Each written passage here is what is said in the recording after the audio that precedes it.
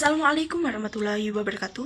Yang terhormat Ibu Destiani MPD dan yang terhormat Bapak Mulyanto MPD selaku dosen pengampu mata kuliah Pendidikan Bahasa Indonesia. Pertama-tama marilah kita panjatkan puji dan syukur kita kehadirat Allah Subhanahu wa taala karena berkat rahmat dan hidayahnya lah kita masih dapat menonton video ini. Izinkan saya untuk memperkenalkan nama-nama kelompok 7. Yang pertama yaitu ada saya sendiri atas nama Reisa Azhara, yang kedua yaitu ada Nur Ifna Haryanti, yang ketiga yaitu ada Debbie Amalia Mutiara Basta. Baiklah, untuk materi pertama akan dibacakan oleh saya sendiri. Bab 1 yaitu pendahuluan. Di dalam bab 1 terdapat 4 subbab pada makalah ini. Yang pertama yaitu ada latar belakang, yang kedua yaitu ada rumusan masalah, yang ketiga yaitu tujuan penulisan, dan yang terakhir yaitu ada manfaat penulisan. Baiklah, pertama-tama kita akan membahas tentang latar belakang.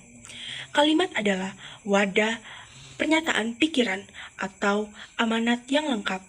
Pernyataan pikiran itu berasal dari pengembangan gagasan pokok dengan cara tertentu. Pikiran yang disampaikan melalui berbagai bentuk kalimat diarahkan untuk mencapai sasaran atau efek tertentu sesuai dengan maksud pengguna bahasa yang bersangkutan. Proses penyampaian dan penerimaan pikiran dapat efektif jika kalimat yang menjadi wadahnya juga efektif. Maksud kalimat pada latar belakang ini yaitu kalimat adalah suatu gagasan yang dicetuskan oleh seseorang, dan jika seseorang tersebut ingin penerima berita dapat paham dengan jelas maksud dan tujuannya, ia harus menggunakan kalimat efektif dalam menuliskan atau dalam penyampaiannya. Kemudian ada kata. Kata adalah salah satu bagian penting dalam proses bahasa, karena kata juga sebuah simbol bagi kita untuk mampu memahami apa yang ingin disampaikan dalam proses berbahasa dan berkomunikasi, baik itu secara verbal maupun non-verbal. Maka dari inilah para penulis ingin menyampaikan bagaimana cara kepenulisan kalimat maupun kata yang baik. Adapun pembahasan dari makalah ini, yang pertama yaitu kami akan membahas tentang kalimat efektif. Pembahasan kedua, kami akan membahas tentang kata baku dan kata tidak baku. Yang ketiga yaitu ada unsur-unsur kalimat efektif yang mencakup apa saja yang terdapat pada kalimat efektif. Dan yang terakhir yaitu tentang definisi kalimat efektif menurut para pakar. Maksudnya yaitu arti atau pengertian dari kalimat efektif menurut para ahli. Subbab yang kedua yaitu ada rumusan masalah. Nah, pada rumusan masalah akan membahas tentang masalah-masalah apa saja atau permasalahan apa saja yang akan terselesaikan pada makalah ini.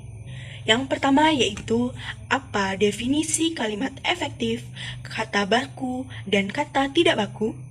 Yang kedua yaitu bagaimana cara penulisan yang baik dan benar. Yang ketiga yaitu bagaimana kalimat tersebut dapat dikatakan sebagai kalimat efektif. Ini akan dijelaskan pada materi selanjutnya. Kemudian yang keempat yaitu bagaimana suatu kata dapat dikatakan sebagai kata baku. Yang kelima, apa yang membedakan antara kata baku dan tidak baku. Yang keenam, unsur apa saja yang terkandung dalam kalimat efektif. Yang ketujuh, bagaimana contoh penggunaan kata baku dan kalimat efektif yang baik. Yang kedelapan yaitu mengapa kata baku dan kalimat efektif itu penting. 1.3 Tujuan penulisan. Pada subbab ini, kita akan membahas apa tujuan dari pembentukan makalah ini. Pada dasarnya, makalah ini ditulis dalam rangka penuntasan tugas yang telah diberikan oleh Bapak Dr. Andes Mulyono, MPD, dan Ibu Destiani, MPD, selaku dosen pengampu mata kuliah Pendidikan Bahasa Indonesia, sebagai proses pembelajaran. Tujuan lainnya dalam penulisannya ini diharapkan agar para pembaca dapat mengerti dan memahami serta mampu menuliskan dan membedakan antara kalimat efektif, kata baku, dan kata tidak baku. Selain itu, Penulis juga mengharapkan para pembaca agar dapat mengerti unsur-unsur apa saja yang terkandung dalam kalimat efektif, kata baku, serta tidak baku. 1.4 Manfaat penulisan. Pada subbab ini menjelaskan apa saja manfaat yang akan didapatkan oleh para pembaca setelah membaca makalah ini. Dengan adanya makalah ini diharapkan dapat membantu para pembaca dalam penggunaan kalimat efektif dan kata baku yang baik, sehingga mempermudah para pembaca dalam menggunakannya di kehidupan sehari-hari dan memperbaiki pembahasaan yang di kemudian hari dapat digunakan oleh para pembaca dengan semestinya. Maksudnya, misalkan seorang pembaca yang telah membaca makalah ini ingin menuliskan suatu karya tulis atau suatu jurnal, maka ia akan dipermudah karena telah membaca makalah ini terlebih dahulu sehingga ia akan memahami apa itu kalimat efektif dan kata baku dan dalam penggunaannya serta unsur-unsur apa saja yang terkandung sehingga para pembaca dapat membuat jurnal atau karya tulis dengan baik dan benar. Pada bab 2, ini membahas seperti halnya pada bab pertama, yang terdapat beberapa subbab. Yang pertama yaitu ada 2.1, pengertian kalimat efektif. Kalimat efektif adalah kalimat yang mampu menyampaikan pikiran secara jelas kepada pembaca, sehingga mencapai sasarannya. Kalimat efektiflah yang menyebabkan proses penyampaian dan penerimaan pikiran dapat berlangsung dengan baik. Suatu kalimat efektif harus memenuhi unsur gramatikal, yaitu unsur subjektif atau orang, predikat, objek, dan keterangan. Di dalam kalimat efektif harus memiliki keseimbangan dalam pemakaian struktur bahasanya. Jadi, pada intinya, kalimat efektif ini bertujuan dalam mempermudah para penyampai untuk mengemukakan pendapatnya dan mempermudah para penerima untuk mengerti maksud dari penyampaian si penyampai. Kemudian untuk bahasan materi selanjutnya akan dibacakan oleh rekan saya, yaitu Nur Ifna Haryati. Suatu kalimat dapat dikatakan sebagai kalimat efektif jika memenuhi syarat-syarat sebagai berikut. Yang pertama, mudah dipahami oleh pendengar maupun pembacanya. Yang kedua, tidak menimbulkan kesalahan dalam menafsirkan maksud sang penulis. Yang ketiga, menyampaikan pemikiran penulis kepada pembaca atau pendengarnya dengan tepat. Dan yang keempat, sistematis dan tidak bertele-tele. Karakteristik dan prinsip kalimat efektif. Prinsip-prinsip kalimat efektif dapat diuraikan sebagai berikut. Yang pertama adalah kehematan kata. Kalimat efektif tidak menggunakan kata-kata atau frasa yang tidak perlu digunakan untuk menghindari pemborosan kata di dalam kalimat. Hal yang perlu diperhatikan yaitu yang pertama, menghindari unsur yang sama pada kalimat majemuk. Contohnya, saya tidak suka buah apel dan saya juga tidak suka buah durian. Itu termasuk kalimat efektif. Contoh untuk kalimat yang efektifnya yaitu saya tidak suka buah apel dan buah durian. Dan yang kedua, menghindari kesinoniman dalam kalimat. Contoh, saya hanya memiliki 3 buah buku saja. Itu termasuk kalimat tidak efektif. Untuk kalimat efektifnya, saya hanya memiliki 3 buah buku. Yang ketiga, menghindari penjamakan kata pada kata jamak. Contoh, para mahasiswa berunjuk rasa di depan gedung rektorat. Itu termasuk kalimat yang tidak efektif. Untuk kalimat yang efektifnya, para mahasiswa berunjuk rasa di depan gedung rektorat. Yang kedua adalah kecermatan. Yang dimaksud dengan kecermatan yaitu cermat dan tepat dalam memilih kata agar tidak menimbulkan kerancuan atau makna ganda. Contohnya, guru baru pergi ke ruang guru. Itu termasuk kalimat yang tidak efektif. Untuk kalimat yang efektifnya, guru baru pergi ke ruang guru. Yang ketiga, kesepadanan struktur. Kesepadanan adalah keseimbangan antara gagasan atau pemikiran dengan struktur bahasa yang dipakai dalam kalimat. Kesepadanan dalam kalimat ini diperlihatkan dengan adanya kesatuan gagasan dan kesatuan pikiran. Contoh kalimat yang memiliki kesepadanan struktur yaitu memiliki subjek dan predikat yang jelas. Contoh, bagi semua siswa kelas 2 harus mengikuti kegiatan study tour. Itu termasuk kalimat yang tidak efektif. Untuk kalimat yang efektifnya, semua siswa kelas 2 harus mengikuti kegiatan study tour. Untuk menghindari ketidakjelasan subjek, hindarilah pemakaian kata depan atau propersi di depan subjek. Terus selanjutnya tidak memiliki subjek yang ganda di dalam kalimat tunggal. Contoh, pembangunan jalan itu kami dibantu oleh semua warga desa. Itu termasuk kalimat yang tidak efektif. Untuk yang kalimat efektifnya, dalam pembangunan jembatan itu, kami dibantu oleh semua warga desa. Yang keempat, kelogisan. Ide kalimat dalam kalimat efektif dapat diterima atau dimengerti oleh akal dan sesuai dengan kaidah EED. Contoh, waktu dan tempat kami persilahkan. Itu termasuk kalimat yang tidak efektif. Untuk kalimat yang efektifnya, Bapak Kepala Sekolah kami persilahkan. Yang kelima, keparalelan bentuk. Kalimat efektif memiliki kesamaan bentuk kata yang digunakan di dalam kalimat. Yang dimaksud dengan kesamaan bentuk kata adalah jika kata pertama berbentuk verba, maka kata selanjutnya berbentuk verba. Namun, jika kata pertama berbentuk nomina, maka kata selanjutnya berbentuk nomina. Contoh, langkah-langkah dalam menulis kalimat adalah memahami, mengetahui, dan mengaplikasikan definisi kalimat. Itu termasuk kalimat tidak efektif. Untuk kalimat efektifnya, langkah-langkah dalam menulis kalimat adalah memahami, mengetahui, dan mengaplikasikan definisi kalimat. Hampir sama. Untuk yang keenam, ketegasan. Kalimat efektif memberikan penegasan kepada ide pokoknya sehingga ide pokoknya menonjol di dalam kalimat tersebut. Berikut cara pemberian penegasan pada kalimat efektif. Yang pertama, meletakkan kata kunci di awal kalimat. Contoh, sudah saya baca buku itu. Itu termasuk kalimat tidak efektif.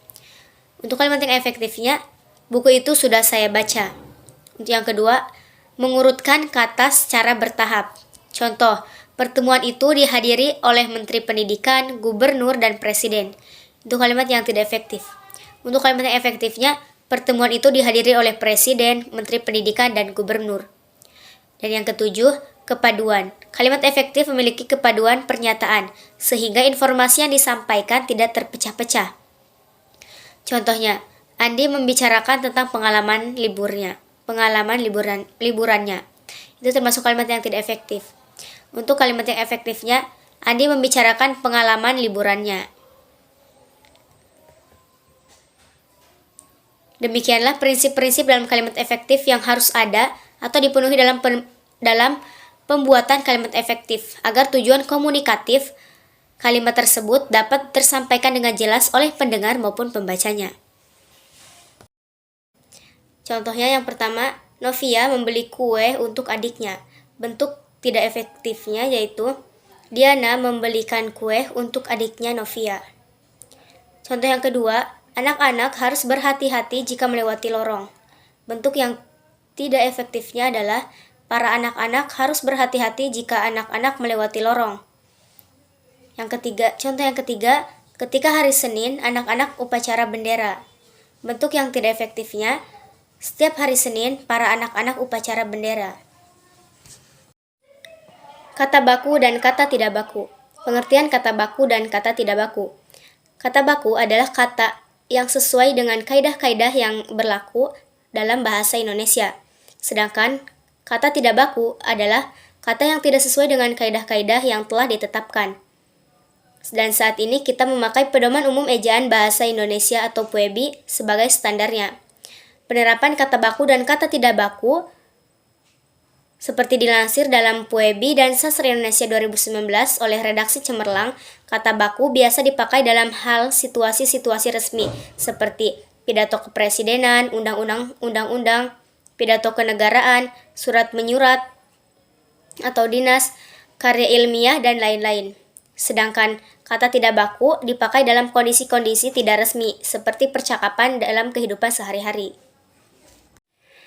Sementara itu, sebagaimana tertuang dalam buku Bahasa Indonesia untuk Perguruan Tinggi 2016 oleh Sukirman Nurjan dan kawan-kawan, kata-kata baku ada yang berasal dari bahasa Indonesia, ada juga yang berasal dari bahasa daerah dan bahasa asing yang sudah disesuaikan dengan ejaan bahasa Indonesia resmi.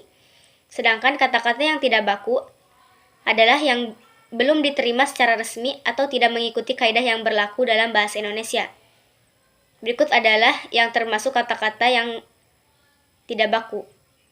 Yang pertama, kata-kata dari dialek-dialek bahasa Indonesia. Yang kedua, kata-kata serapan bahasa daerah yang belum diterima. Yang ketiga, kata-kata bahasa asing yang tidak memenuhi persyaratan ejaan dalam bahasa Indonesia. Yang keempat, kata-kata bahasa Indonesia yang dieja sebagai bahasa asing. Dan yang kelima, kata-kata bentukan yang tidak menuruti kaidah yang berlaku. Untuk materi selanjutnya akan dibacakan oleh Saudari Debbie Amalia Mutiara Basta. Kepada Debbie Amalia Mutiara Basta, saya persilahkan. Di sini saya akan menjelaskan materi selanjutnya. Fungsi bahasa baku. Yang pertama, sebagai pemersatu. Maksudnya adalah pemakaian bahasa baku dapat mempersatukan sekelompok orang menjadi satu kesatuan masyarakat bahasa. Yang kedua, sebagai pemberi kekhasan. Maksudnya adalah pemakaian bahasa baku dapat menjadi bahasa pembeda dengan masyarakat pemakai bahasa lainnya. Yang ketiga, sebagai pembawa kewibawaan. Maksudnya adalah pemakaian bahasa baku dapat memperlihatkan kewibawaan si pemakainya. Yang keempat, sebagai kerangka acuan. Maksudnya adalah bahasa baku menjadi tolak ukur bagi benar tidaknya pemakaian bahasa seseorang atau sekelompok orang. Ciri-ciri bahasa baku dan tidak baku. Yang pertama, tidak dipengaruhi bahasa daerah. Seperti kata tidak baku gue, seharusnya menjadi kata baku saya. Yang kedua, tidak dipengaruhi bahasa asing. Contohnya, kata tidak baku banyak guru-guru, seharusnya menjadi kata baku banyak guru. Yang ketiga, bukan merupakan ragam bahasa percakapan. Contoh kata tidak baku gimana, seharusnya menjadi kata baku bagaimana. Yang keempat, pemakaian imbuhan secara eksplisit.